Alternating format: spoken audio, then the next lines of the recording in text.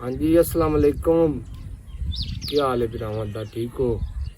उम्मीद है तकड़े हो सो तभी फिट हो सन ते बाकी जंग दे हालात रहन मैं वेद आई दियाँ बाकी थोड़ी मसरूफियत आई पर पता जंग ही आ गई थी नाल विसाख ही आ गया ते इस वजह तो वीडियो कोई नहीं आई। बाकी आज भी तुहाडे गल साझी करनी है पा जंग तो हो गई 2-3 दिहाड़े की जंग आ मोदी ने पता लग गया भाई ते करतूत नहीं करने ये अगू आम बंदे मुकाबले च नहीं है। भरपूर उन जवाब मिलया दूए तीजे दिन उन पता लग गया उस चीज फैर दे ऐलान कर दिता। खैर साढ़े हाल तो अगे असी कभी पहल नहीं की थी दूज बुलाई नहीं और उस तो बाद असल जंग उस तो बाद शुरू हुई। मजे की गल सोशल मीडिया पर तुम सारे देखते हो हफ्ते पाँदे असी तो कभी कभी यूज करते हैं नाले असी क्या एडे वड्डे स्टार हैं कोई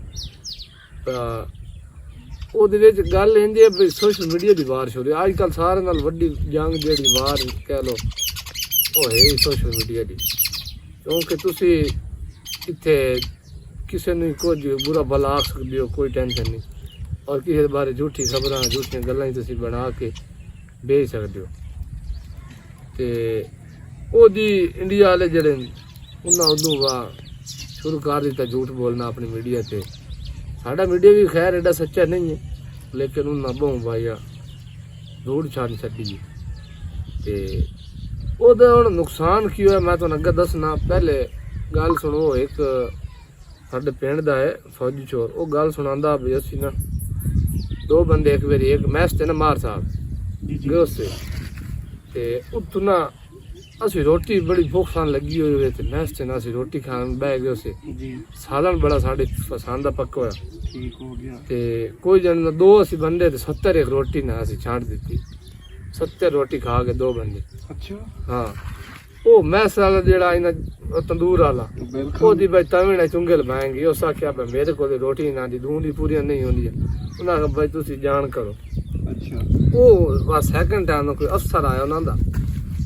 वो मैं समझा था भाई थोड़े 2 फौजी जड़े फलाने वो 70 फुलका उन्हें चाक छड़िया ते जे होरी उन्हें खावना पर मैं पहले माफी मांगी हाँ वो मन्ने कोई ना सकें हो नहीं सकता उस 2 फौजी साध ले जनाब वाली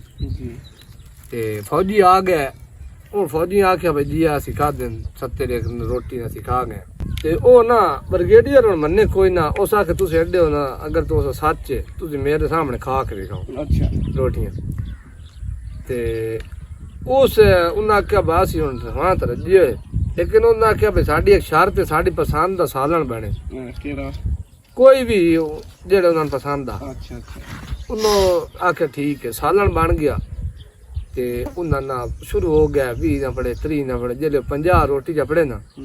वो लियो जेड़ा साहब आ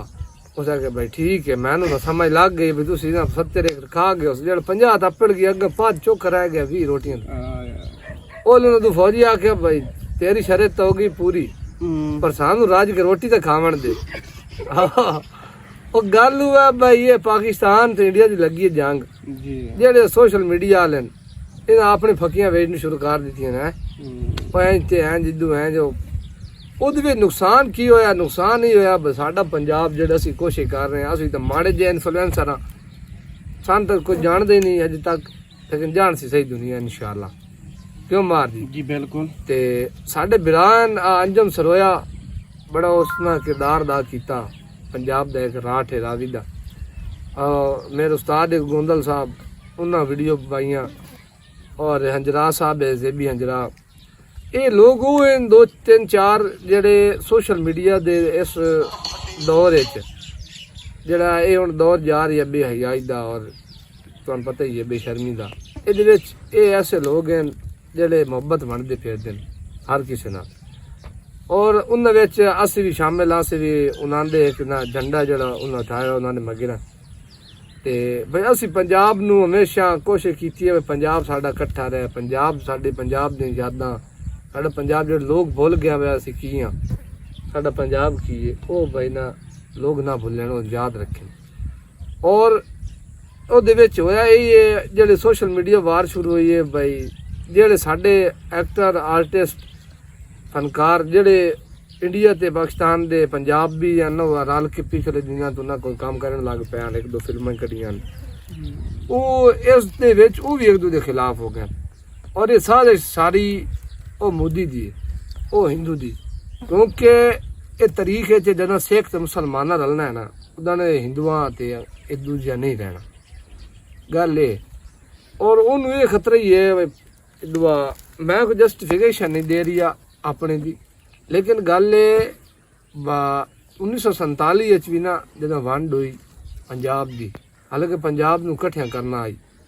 इन्होंने हुक्मराना साढ़े समझ ना लगी ना सैर मार दिता पर चलो वल्ला आलम जो भी होया लेकिन पंजाब बोले दो टोटे हो गया उस तो पीछे हालांकि कोशिश उत्थों के जेडे सिख हैं उन्होंने बड़ी की है बासा कि पंजाब एक हो जाए हालांकि अपना कल्चर ही ज़्यादा प्रमोट करते हैं अरे मैं तो अगली वीडियो दसे सा भाई 47 वांडे कितने सिख खान कितने मुसलमान हैं अलग टॉपिक ते गल करने का मकसद है भाई खुदा का ना इन्हें जेडे पंजाब साडा कोई जुड़िया वदा इनू ना टुटन दियो और तुसी किहड़े काम ते लग गए जंग कोई अच्छी चीज़ नहीं है जंग पता नहीं नस्लां तो थोड़ी जी गल है कौमां उजड़ जांदियां और ये जंग चंगी गल नहीं होंदी और साडी कौम कोई ऐसी नॉन सीरियस कौम है उन्हें जंग च कोई परवाह नहीं उन्हें अपने आलू छोले बेचने की कोशिश की है ते बाकी असी पंजाब नूं जोड़े रखना है पंजाब साडी शान है पंजाब तो बगैर असी कुछ ना पंजाब अन्नदाता है और मोदी कंजरा तेन वे नहीं शर्म आई भी जेदा तू खाना है वो सियाने आदे जेड़ा हल्का कुत्ता होंदा ना मार वो मालिक नूं ही वड़ देंदा और दी वो गल है भाई पंजाब तुहानू खिला रही है तुहाडा ढिड पलेंदा है पंजाब भावें इदूं दा होवे लांदा पंजाब होवे या चढ़दा पंजाब होवे और मोदी तू उत्थे हमला करा के तू उन्हां थे खुद हमला करा के ना तो साडा कीता है लेकिन आजकल सोशल दौर है हर दे कोल पता है हर नूं पता सूझबूझ रखण वाले के क्लीयरेंस है और उन्होंने फिर पता लग गया भाई मोदी कराया हमला ते यही अपील आ आज की एक छोटी जी वीडियो ज़्यादा लम्मी होगी मैं लम्मी वीडियो बनांदा ना तुसीं वेखनी कोई नहीं होंदी ते पंजाब नूं जा टुटन ना दियो तुहाडी मेहरबानी एंड ते मैं इहो आखांगा कि सिंह नूं नहीं जानदी जनाब नूं नहीं जानदी सत श्री अकाल ते सलाम आदाब नूं नहीं जानदी वो वड्डी है मजाजने तू पंजाब नूं नहीं जानदी हसदे रहो वसदे रहो बड़ियां दी गल्लां पंजाब दी गल्लां निक्कियां नूं दसते रहो चंगा रब रखा अगली वीडियो मिलने रेगुलर इंशाअल्लाह।